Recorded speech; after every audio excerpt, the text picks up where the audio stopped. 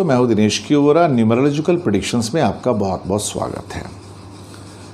Bharatiya Janata party, एक सवाल कई मेल्स के द्वारा हमें प्राप्त हो रहा है कि भारतीय जनता पार्टी की जो सरकारें हैं, ख़ास तौर से मोदी सरकार जो है, वो हर चीज़ के लिए अपने अपोनेंट्स को, विरोधियों को ब्लेम करती है, या फिर अपने जो पिछले जो कोई प्रधानमंत्री वगैरह हुए हैं उनको ब्लेम करती है।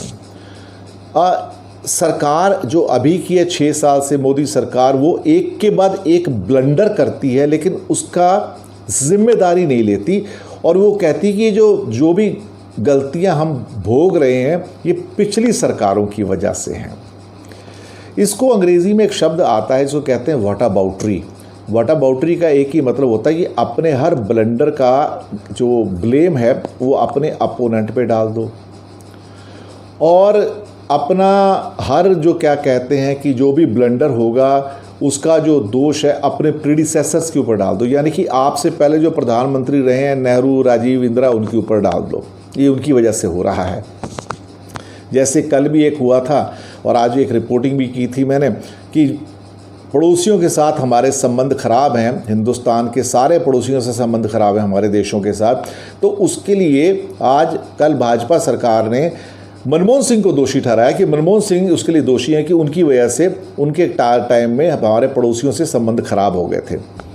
इसे कहते हैं उल्टा चोर कोतवाल को डांटे। और व्हाटअबाउटरी का एक और मतलब भी होता है, जिसे कहते हैं कि अगर कोई क्वेश्चन करे तो उसके अगेंस्ट काउंटर क्वेश्चन कर दो। जैसे कोई भाजपा वाले से कोई पूछ ले कि भाई गुजरात में राइट्स हुए थे, बहुत सारे माइनॉरिटीज़ के लोग मारे गए थे, तो फिर वो आगे कहेंगे 1984 में क्या सिख नहीं मारे गए थे? वो किसने मारे थे? कांग्रेस ने नहीं मारे थे? तो प्रश्न का जवाब नहीं देंगे। तो ये बीजेपी की ये जो रीति है कि किसी भी चीज़ का ब्लेम नहीं लेना, दोष नहीं लेना और अपने आप को सती सावित्री समझना, ये कहाँ से निकल के आता है? बीजेपी कैसे अपना चेहरा चेंज करती है डेली, यानी कि इतने चेहरे तो शायद जो कैमलियन होता है वो भी चेंज नहीं करता है। दरअसल बीजेपी को अगर आप देखोगे तो ये 11 नंबर पे आती है न्यूमरोलॉजिकली। 11 नंबर का मतलब होता है दो का मतलब होता है चंद्रमा। चंद्रमा जो होता है ना, वो हमेशा अपने रुख बदलता रहता है, रोज़ उसकी चाल बदलती है। चंद्रमा कभी एक चीज़ पे टिकता नहीं था। आप देखोगे बीजेपी कभी किसी एक चीज़ पे नहीं टिकेगी।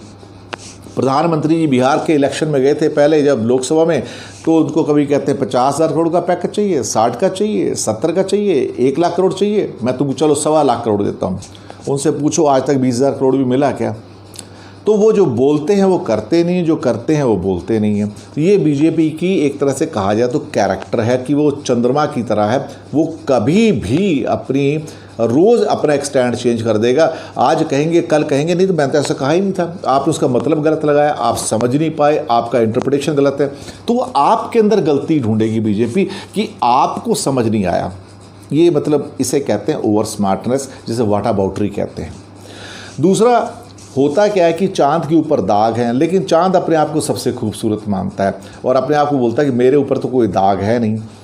अब सबको पता है कि चांद के ऊपर दाग है, लेकिन बीजेपी का हाल हुआ कि दाग चांद के ऊपर है, यानी कि बीजेपी के ऊपर है, लेकिन बीजेपी इसको मानने को तैयार नहीं होती है और अपने आप को स्पॉटलेस सत्यवादी राजा हरिश्चंद्र कहती है। तो ये रुख बदलने में बहुत तेज़ है डेली।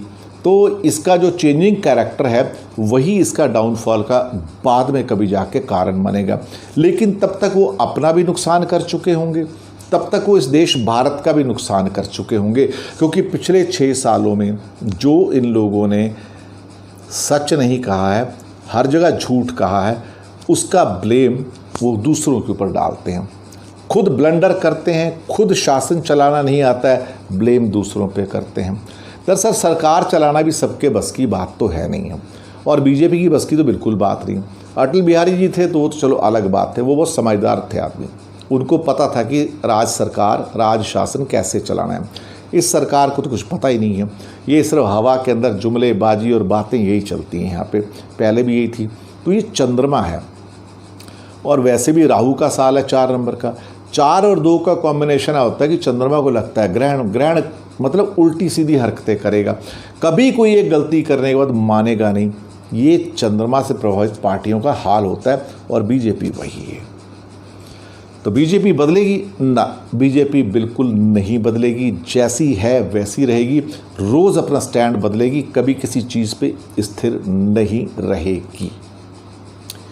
भले ही वो 2-4 चीज़ों पे स्थिर रही हो, राम मंदिर पे, इस पे, उस पे, वो इमोशनल इशू है क्योंकि उसको फ़ायदा मिलता है, अदरवाइज़ वो नहीं टिकेगी। उसे आपके साथ किया हुआ कोई वादा याद नहीं है।